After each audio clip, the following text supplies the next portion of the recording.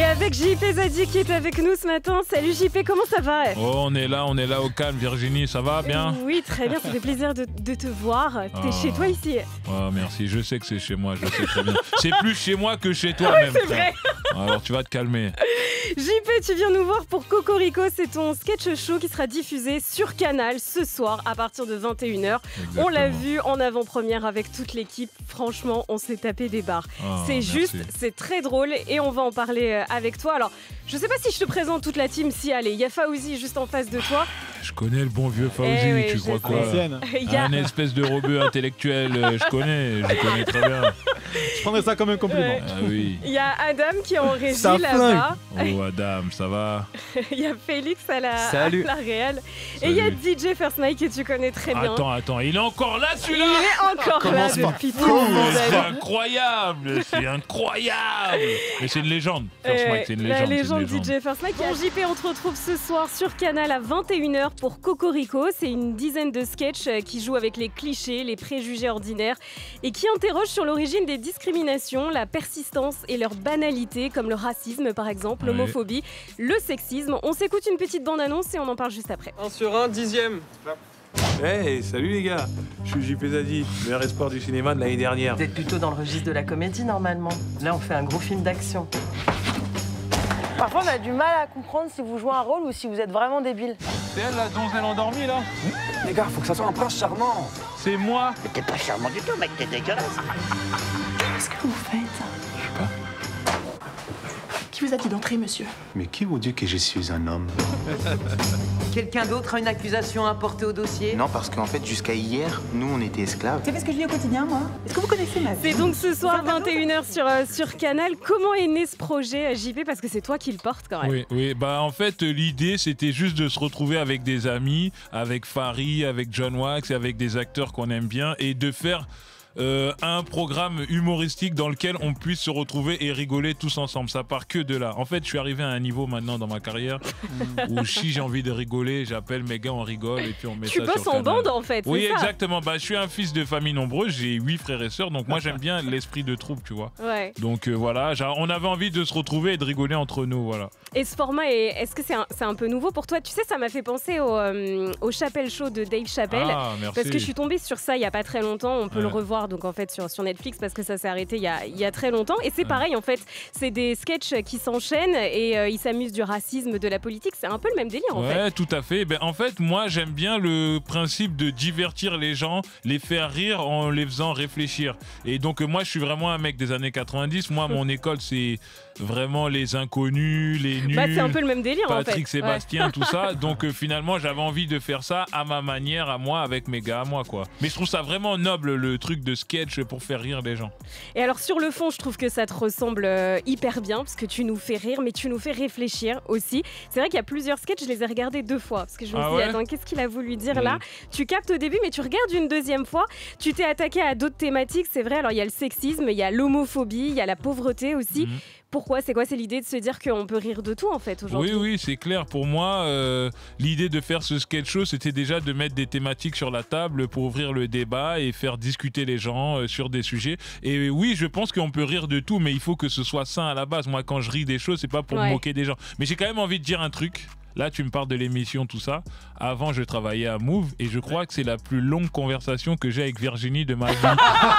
C'est vrai, mais parce que Virginie, c'est pas une go qui parle beaucoup. Elle vient, elle fait son boulot, tac, tu lui parles. Ah, ça va, Virginie, ouais. Et elle passe à autre chose. On se croisait pas beaucoup, JP. On se croisait quand même un peu. On n'avait pas les mêmes horaires. On n'avait pas les mêmes horaires, mais on se croisait un peu et t'es plutôt de nature discrète. Et ça me fait plaisir de voir que tu parles. On est très différents, c'est vrai. Waouh, je sais pas comment le prendre.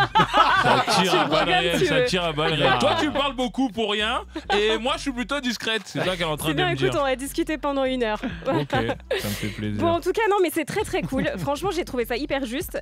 C'était très drôle aussi. Et les différentes situations, c'est vrai que tu racontes dans ce sketch show sont. Alors, soit il y a les relations, c'est vrai, hommes-femmes. Il y a l'histoire de France aussi. C'est assez fou parce que tu voyages un peu dans le temps. L'idée, c'est quoi? C'est de. En fait, on se rend compte que tu mets aussi en avant des absurdités qu'il y a dans notre société, même actuelle. C'était ça aussi un peu le but. Oui. En fait, moi, ce que j'aime bien, c'est vraiment pointer du doigt les absurdités de la société, montrer la bêtise en face. Voilà, quand j'ai appris que à l'abolition de l'esclavage, les maîtres ont été dédommagés et pas les Mais esclaves. tu sais quoi, j'ai appris ça avec toi. Hein. Ah, t'as appris ça avec moi? J'ai regardé le sketch 2 fois, je me suis dit non, c'est pas vrai. Et tu sais quoi, Ah, je suis si. allée regarder sur internet Mhm. pour voir si c'était, tu Vrai, vois, comment, ouais. comment ça avait été raconté en fait et comment c'était dans l'histoire. Mais c'est fou cette histoire. Mhm. Raconte-nous un peu du Bah, coup. en fait, voilà, il y a un sketch avec Fary et Doria Tillier dans mon sketch show, dans lequel nous, on est des esclaves, on est au courant qu'il y a l'abolition de l'esclavage, donc on va à la préfecture parce qu'on a entendu parler de dédommagement, et quand on arrive à la préfecture, la meuf a du mal à nous expliquer que c'est pas nous qui allons être dédommagés, mais les maîtres, et donc ça fait une discussion un peu absurde comme ça, et voilà, et en fait, j'aime bien pointer du doigt les absurdités de la société, c'est mon côté un peu philosophe, tu vois, je veux dire. Et ce que j'aime bien aussi dans du coup Cocorico, T'aimes c'est beaucoup de que- choses dans Cocorico, non, mais dis donc. c'est très cool. Bah c'est bien. Ouais, c'est bien, c'est bien.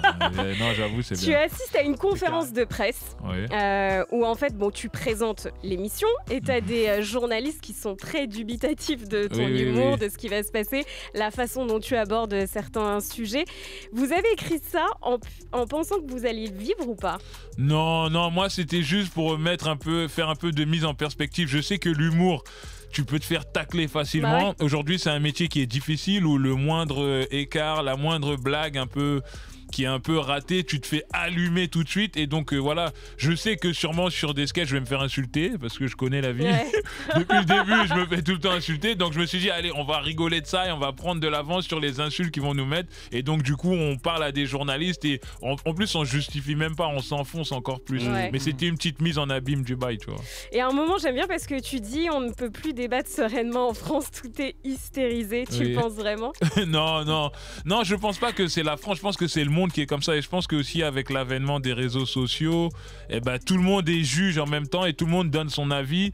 Donc non, je pense pas que c'est hystérisé, mais je pense qu'il y a beaucoup de gens qui donnent leur avis. Et moi, j'ai appris à pas écouter l'avis des gens. Tu sais pourquoi? Parce que quand j'ai fait mon premier film qui s'appelle Cramé, Ouais. il est sorti en DVD en 2008 et la bande-annonce était sortie sur Dailymotion, je vous jure que c'est vrai.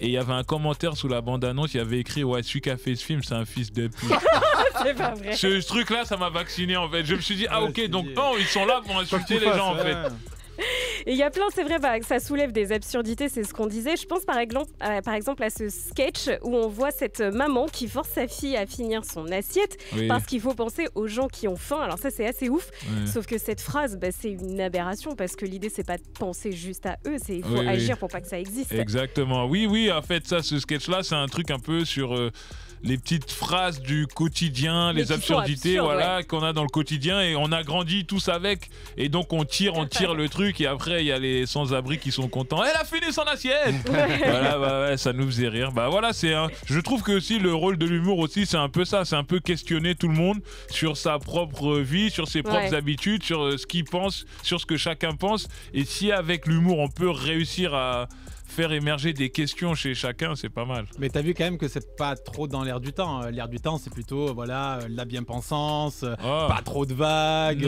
Non. un truc un petit peu formaté pour arranger un peu tout le monde. Mais tu Et sais- toi, t'y vas, toi, quand même. Mais non, tu mais vois. tu sais que moi, je trouve que j'y vais pas tant que ça. Hein.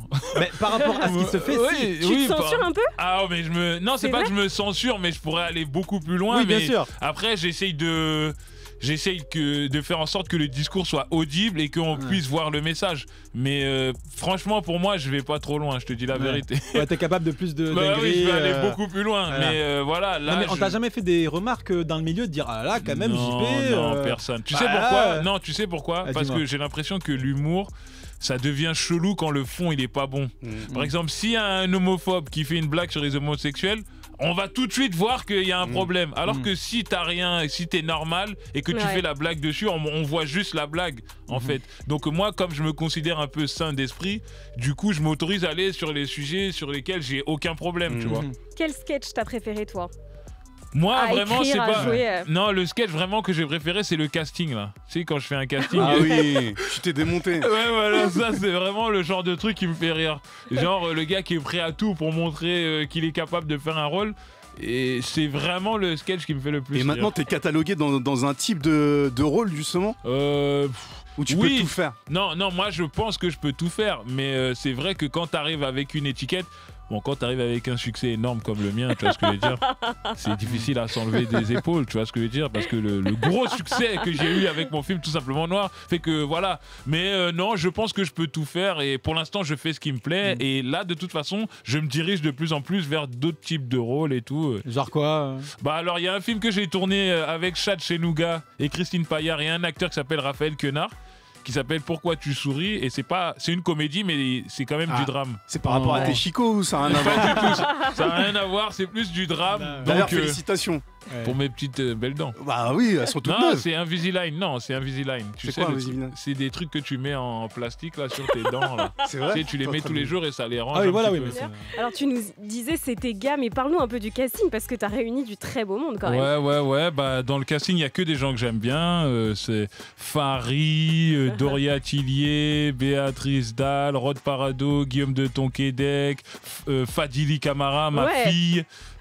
Franchement, je sais plus. Anouar aussi, tout. Oui, il y a Anouar Toubali. Oui. Non, mais Benjamin Tranier. Non, il y a beaucoup de gens que j'aime bien et en fait c'est comme ça que je fais mes castings en fait. Est-ce que je l'aime bien, est-ce que je l'aime pas? La connexion avec Béatrice Dalle, elle s'est faite comment? Parce que tous ceux que t'as cités, en vrai c'est ton univers. Oui. Mais Béatrice Dalle, c'est what the fuck? Non, mais Béatrice Dalle, je l'aime bien et c'est une bonne copine à un bon pote. J'ai envie de dire son nom à Joey Star. Okay. Et donc voilà, j'ai appelé le gars, l'ancien Doyen, comme je l'appelle. Il aime pas que je l'appelle Doyen.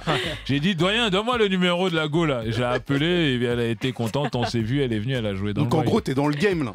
Oui, t'es totalement dans le game. Oui, je suis totalement dans le game, frère. Toi aussi. Et ça fait quoi d'avoir la confiance du game?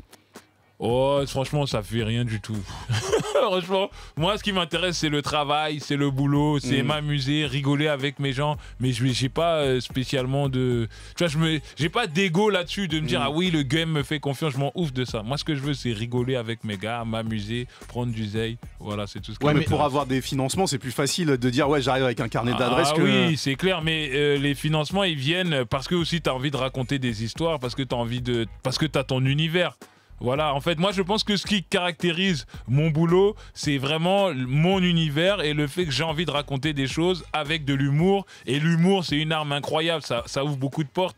Donc voilà, c'est ça. Moi, si j'ai un conseil à donner aux gens, c'est de se faire confiance, d'avoir leur propre univers, même s'il est singulier. Même si les gens te prennent pour un ouf au début, c'est pas grave. Fais ton propre truc et ce qui va faire ta force, c'est ta singularité. Bah, comme je le dis souvent, nous on croyait pas en toi et voilà. Non mais attends, il faut que je le dise, il faut qu'on parle de ça. Quand j'étais à Move, on faisait beaucoup des trajets en train avec First Mike, on faisait des tournées dans des lycées, des trucs comme ça. Et je me rappelle d'un trajet où le gars, pendant 1 heure, m'a insulté. Le gars est tellement méchant. Il me regardait comme ça, il me disait, mais tu crois tu vas aller où toi, JP? Mais t'es nul, JP. Non, mais il faisait des vannes. Mais il rigolait, tout ça, mais ça me faisait mal. Et donc c'est ma revanche quand même sur DJ First Mike, ma vie quand même. Ah, parce que t'as réussi là? Non, je suis d'accord, j'ai pas réussi, mais au moins j'ai essayé, tu vois, j'ai essayé de m'en sortir. On est fiers, frérot, on est grave fiers. Bien sûr. Bon, en tout cas, on a adoré aussi la saison 1 de En Place, ta série sur Netflix. Et pour quand la saison 2? Alors, la saison 2, on la tourne en septembre-octobre, donc ça va être diffusé en 2024, je sais pas quand. Ça y est, c'est bon, c'est signé quoi. Ouais, ça y est, c'est bon. Oh, toi aussi, quand on vise, on loupe pas. Quand on vise, on loupe pas. Et dans la série, ton perso, donc qui s'appelle Stéphane Blais, se retrouve malgré lui candidat à une élection présidentielle. Et j'aime bien parce que ça met en avant que la politique n'est plus liée aux compétences, mais carrément à l'image. C'est clair. C'est hyper clair et c'est vraiment ce qu'on a l'impression de vivre. Oui. Bah, c'était un des points de départ de la série, c'était de montrer que voilà, aujourd'hui, le monde de la politique, il est très particulier et qu'on a l'impression que les gens sont élus plus maintenant pour leurs compétences, pour leurs idées, pour ce qu'ils défendent, mais parce qu'ils ont une bonne image ou parce qu'ils ont dit la bonne phrase au bon moment devant les caméras. Et donc, moi, ce qui me faisait rire, c'était rire de ça et rire du fait qu'aujourd'hui, la politique... c'est plus trop... Ah, ça fait un peu vieux con de dire ça, mais est-ce que même ça l'a déjà été même? Est-ce que ça a déjà été un combat d'idées, la politique? Allez, je pose la question. Appelez le 08 32 22 voilà, donc c'était rire un peu de la politique, c'est ça qui m'intéressait. Et il mène un vrai combat, mais il essaie aussi en même temps de préserver sa vie de famille. Est-ce qu'il te ressemble dans le fond? Mais grave. C'est vrai? Mais grave, mais en fait, tout ce que je fais, que ce soit dans les films ou les séries ou même le sketch show et tout, il y a quand même une base qui part de moi et de mon questionnement. Et après, moi, personnellement, il a raison, DJ First Mike, moi, je me sens pas spécialement acteur. Mais ce que je sais faire, en tout cas, c'est ramener un peu de moi dans les personnages. Donc, En Place, le gars, c'est grave, il y a quand même pas mal de moi. D'ailleurs, le personnage s'appelle Stéphane Blé. Blé, c'est le nom de famille de ma mère. Et Stéphane, c'est mon deuxième prénom. Ouais. D'accord. J'essaye toujours de ramener les choses vers moi, en fait. Quoi. Et il y a un message derrière, un beau message. Faut rêver grand, chacun a sa place partout, finalement. Exactement, oui. Parce que, voilà, dans les milieux populaires, là d'où on vient, c'est vrai que souvent on se met nous-mêmes des barrières. On se dit ouais, ça c'est pas pour moi, ouais, cette boîte là je pourrais pas rentrer, ah cette meuf là ça sert à rien d'aller lui parler. Et la série elle dit juste que en fait il faut pas se mettre des barrières et que les barrières qu'on a c'est nous-mêmes qui nous les mettons.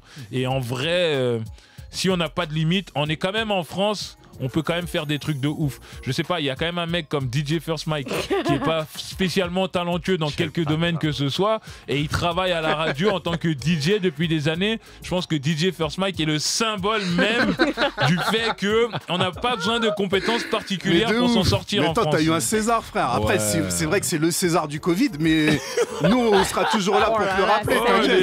Comme dit, tu sais, j'ai juste un truc à dire. Mais qui se rappelle de cette cérémonie? J'ai juste un truc à dire, comme dit Mokobé du 113, les jaloux vont maigrir. Ah frère, on se rappelle surtout de ton discours. On se rappelle de ton discours qui avait fait couler beaucoup d'encre. Oui, mais moi je suis super fier de mon discours au César. Tu l'assumes toujours? Je l'assume à 1000% parce que mon film il parlait d'une thématique, d'une cause, et je me voyais pas arriver au César et dire ouais je remercie ma grand-mère, je remercie, tu vois, moi j'avais envie de rendre tout au film.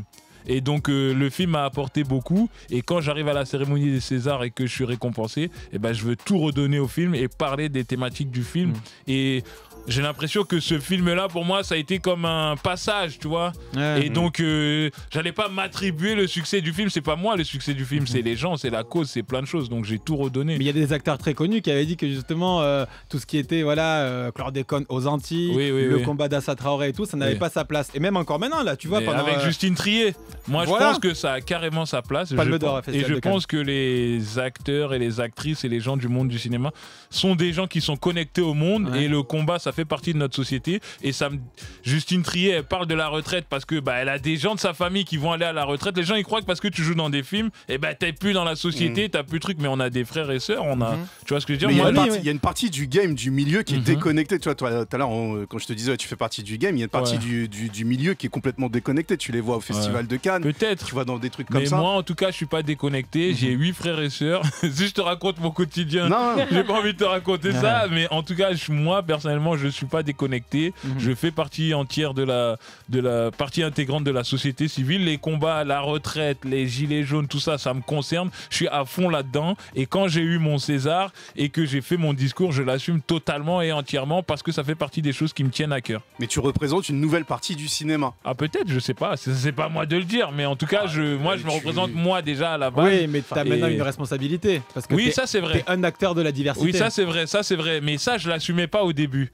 En fait, au début, j'aimais pas le fait qu'on me dise oui, mais maintenant t'as un discours, tu représentes les gens. Parce que moi, j'ai jamais fait les choses pour me dire je représente les gens. Être un leader, quoi. Moi, j'ai fait les choses parce que j'avais envie de les faire et parce que c'est ma vie et parce que c'est mes combats. Mais après, tu te rends compte qu'on est tellement peu à avoir la parole. Que finalement, malgré toi, t'es obligé d'assumer un discours et de représenter les autres. Mais j'assume totalement, il n'y a pas de souci. Et d'autant plus, t'as pas l'impression de couper la parole à Virginie? Non, désolé. On est en plein dans le mansplaining là. Franchement, c'est incroyable. Non, je voulais vraiment rebondir aussi sur le fait que là, t'habites dans le 93 en Ile-de-France, mais surtout, tu viens de la campagne. C'est ça aussi, et c'est que tu inspires non seulement des gens qui viennent des quartiers et des gens qui viennent à la base de la campagne. Parce que moi aussi, je viens de la campagne. C'est vrai que moi, je suis né à Bondy et à 6 ans, j'ai emménagé à Caen en Normandie et à côté de Caen et c'est ça aussi qui me caractérise, c'est que j'ai pas le côté que la banlieue, j'ai aussi la campagne qui fait partie de ma vie. Je connais des gens, leur père c'était des agriculteurs et tout, et donc je suis la France, frère, je représente la campagne, la banlieue, Paname, je suis la France à moi tout seul. Alors JP, tu es un acteur engagé, mais on va voir ce que tu penses des punchlines de rappeurs engagés. JP, tu vas nous dire ce que tu penses de cette punchline de Kerry James, d'accord, de cette punchline de Kerry James dans le titre Racaille. Fais le malin. Cumul des mandats jusqu'où vous cirez. Est-ce le cumul des salaires que vous désirez? Comme toute la France d'en bas, je crois plus aux politiciens. Je continue le combat, je crois au réveil citoyen. citoyen. Comme toute la France d'en bas, je crois plus aux politiciens, je continue le combat, je crois au réveil citoyen. Ah bah oui, moi je suis totalement d'accord. Et moi en fait, j'irais même plus loin qu'Kerry James. Ouais. Moi je suis pour que la politique soit pas un métier et que c'est que des gens qui sont pas payés. Qui font ça au service du peuple en fait. Donc c'est aux citoyens de faire les choses. Ouais, exactement. Et je crois plus, je suis d'accord avec Kerry James, moi je crois plus aux actions individuelles en tant que peuple qu'aux actions de la politique. Donc plus de président et un pouvoir partagé. Franchement, ouais, j'assume, ouais. Ouais, grave même, ouais. Écoute cette punchline d'Orelsan dans Basique. Simple, les hommes politiques doivent mentir, sinon tu voterais pas pour eux. Basique, voilà. Les hommes politiques doivent mentir, sinon tu voterais pas pour eux. Bah oui, ça va dans le même sens que Kerry James. En fait, moi je pense qu'à partir du moment où ça devient un métier, où tu t'engages pour gagner ta vie, je trouve qu'il y a quelque chose qui va pas. Tu vois, pour moi, la politique, c'est vraiment au service du peuple.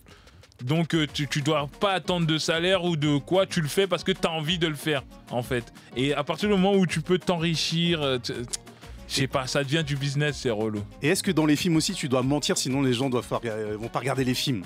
Mentir, c'est-à-dire? Bah mentir sur tes convictions, un petit peu édulcorer tes convictions. Non, pas du tout. Moi, personnellement, pas du tout. Est-ce qu'il y a une forme de censure? Est-ce que la liberté d'expression existe? Moi, personnellement, j'ai pas vécu encore pour l'instant la censure. Mais j'allais dire, genre en place, Netflix, il n'y a pas des choses où ils t'ont dit ça faut revoir, ça faut enlever. Je pense à un clip de rap qu'on voit dedans. Ah, exactement, oui, le clip. Est-ce qu'ils l'ont laissé? Est-ce qu'il était vraiment comme ça de base? Il était plus long que ça. Il était plus long que ça. Et la question s'est posée, oui, est-ce qu'on le garde, est-ce qu'on le garde pas? Mais finalement, on l'a gardé. Mais il y a eu discussion. Ouais, il y a eu discussion, mais ce que je veux dire, pour moi, la censure, c'est pas discussion, c'est genre, on te dit, enlève. Et pour l'instant, j'ai pas encore vécu ça, mais parce que mon but dans la vie, c'est pas de me faire censurer. Mon but dans la vie, c'est de raconter des histoires avec la liberté que j'ai envie de mettre dedans. Et ce qui me plaît, c'est pas de heurter les gens gratuitement. Même dans le clip qui est en place, c'est pas le clip en soi ça me fait rire, mais je l'ai pas fait gratuitement. Je l'ai fait parce que je voulais montrer que le personnage Stéphane Blé, il avait un passé lourd et qu'il voulait se racheter en étant président de la République. En fait, c'est dans un contexte, quoi, tu vois. Je t'en fais écouter un dernier. Vas-y. Je te dis pas qui c'est, tu vas les connaître. A dit que nous étions tous égaux, que nous demeurions libres. Ah oui. La convention des droits de l'homme est bien loin de la réalité. L'État fait ce qui lui plaît et on se tait. C'est comme ça que ça fonctionne et non pas différemment. Inutile de se faire des illusions. Tout simplement Noir, le groupe mythique du rap français. Là, c'était en 1995. Et la question, c'est la justice. Est-ce qu'on est tous égaux face à la justice en 2023? Non, je crois pas, non. Je crois pas. Je pense qu'il y a beaucoup de choses à revoir. Je pense que tu vas beaucoup plus facilement en prison quand t'es noir. Je pense que la justice, il y a quand même aussi des problèmes de budget, de structure, voilà, il y a plein de problèmes. Mais j'ai l'impression que dans l'inconscient collectif encore, on t'emmène facilement en tôle quand t'es noir, quoi. Mais maintenant que tu t'appelles JP Zadi 2023, ça va mieux, non? Non, moi je parle pas de moi là. Mais moi je te parle de toi. Moi, ça va mieux.